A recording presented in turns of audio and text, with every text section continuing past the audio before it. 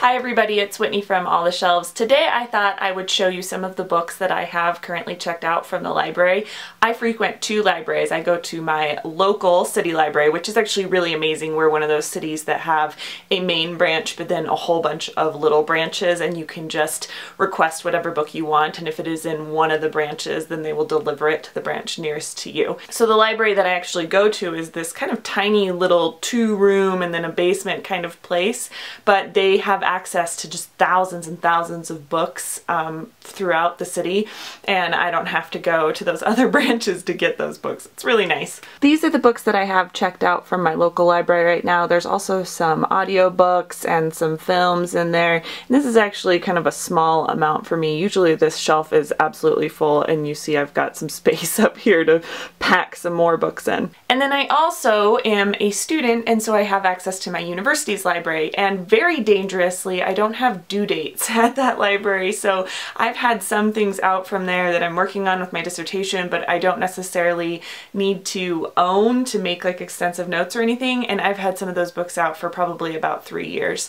And if anybody else wants them, they can request them at any time. I hope people are doing that. These are some very obscure titles, but yeah, I've had them sitting on my desk for forever. This is my enormous, ridiculous stack of books I have checked out from my school's library.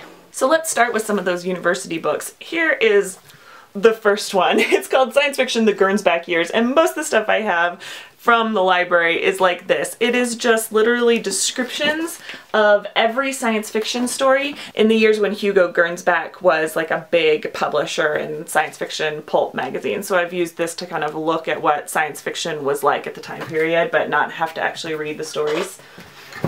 And then I've got crap like, I mean, I'm not saying the book is crap, but I'm saying you wouldn't be necessarily interested in The Accelerated Sublime: Landscape, Tourism, and Identity by Claudia Bell and John Lyall, that I kind of dip in and out of when I need to talk about, you know, Americans' special relationship to the land and how that helped them justify violent kind of manifest destiny type behavior. So I've got stuff like this, but I've also used my university library for just finding fun books. Some of those that I have right now are The Wake of the Wind by J. California Cooper. I heard about this author on Brown Girl Dreaming, her YouTube channel, and she is just very enthusiastic about J. California Cooper, and I had actually never heard of this author before I started watching her channel, so I'm very excited to give this a shot. I also have books like Patricia Highsmith's Ripley's Game. This is the third in the Ripley series, you know, as in The Talented Mr. Ripley, and I love this series. I think it's like really enjoyable, so I just grabbed this for some easy reading. So I have stuff from the university library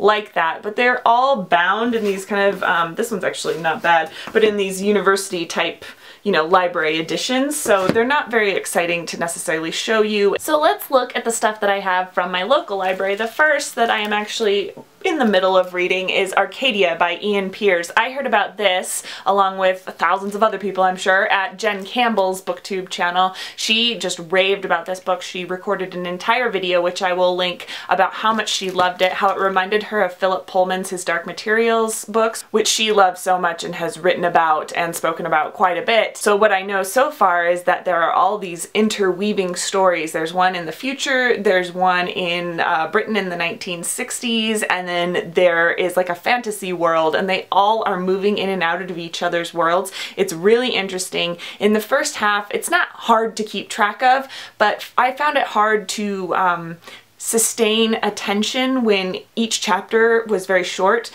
so interesting, and then you would immediately break away from it and you were wishing you were still in that part of the narrative. But as it's going and as things are interweaving, it's starting to pick up pace for me, and I'm hoping to actually finish it this weekend. Right now I'm also reading The Boilerplate Rhino. This is by David Quammen. It's just a collection of his nature writings. Some of them have been good, some of them have been not so good. I like, for example, I'm not that interested in The Beauty of Trilobites, but maybe you would be. It's funny, and he takes a very personal approach to some kind of like hard science type facts, so I'm liking it. I have some other nonfiction books out from the library that I haven't started yet. One is The Devil and Sherlock Holmes, Tale of Murder, Madness, and Obsession by David Gran. I heard about this through All the Books, which I realized way too late in the game is very similar to the title of my channel. Anyway, All the Books is a great podcast that Book Riot does, and they talked about how good these essays were. So I love a good essay, and I love essays about literature, and this one seems to be that. I also have this book right now out called Rats: Observation of the History and Habitat of the City's Most Unwanted Inhabitants by Robert Sullivan. I haven't started this yet, but who wouldn't want to read about rats in New York City? I saw one, by the way, in the subway tunnel. I basically said, oh, I want to see a rat while I'm in New York City. I'd like to see Pizza Rat. That didn't happen, but immediately after I said that I wanted to see a rat in New York City, I see a rat come skittering across the subway tracks. Pretty amazing. I'm the rat whisperer. The other nonfiction that I have about New York is Ladies and Gentlemen, the Bronx is Burning, 1977, Baseball, Politics, and the Battle for the Soul of the City by Jonathan Mailer. I like baseball, I like politics, I like New York from what I saw of it, so I want to see what these things had to do with the soul of the city.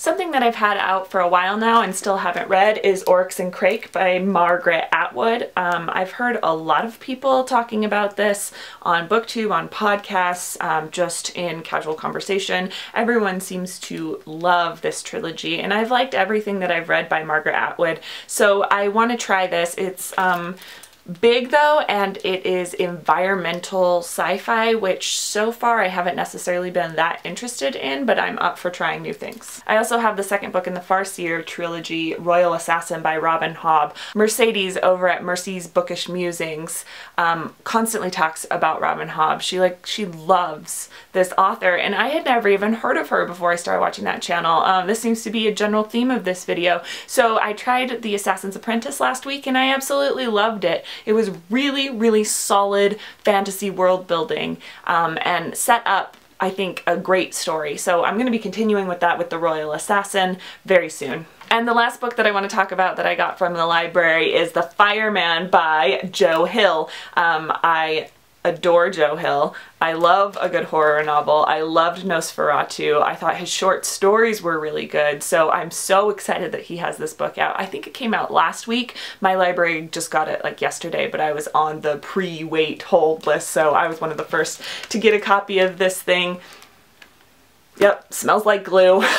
And I am so looking forward to this. I've tried not to hear too much about it, but I know that it is about this world where everybody is starting to get this disease where they spontaneously combust.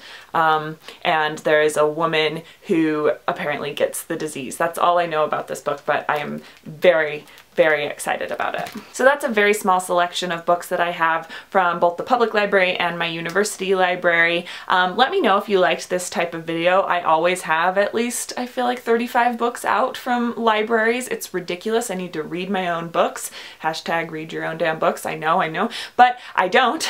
I go to the library and it is like my happy place where I can just immediately calm down and browse books but not have to spend a lot of money. So if you did like this video, if you want to see more about what I'm getting from the library, just let me know. If you thought it was stupid and you don't care what I'm getting from the library, just talk about the books you've actually read, let me know that too. I'm open for suggestions, and I will see you later.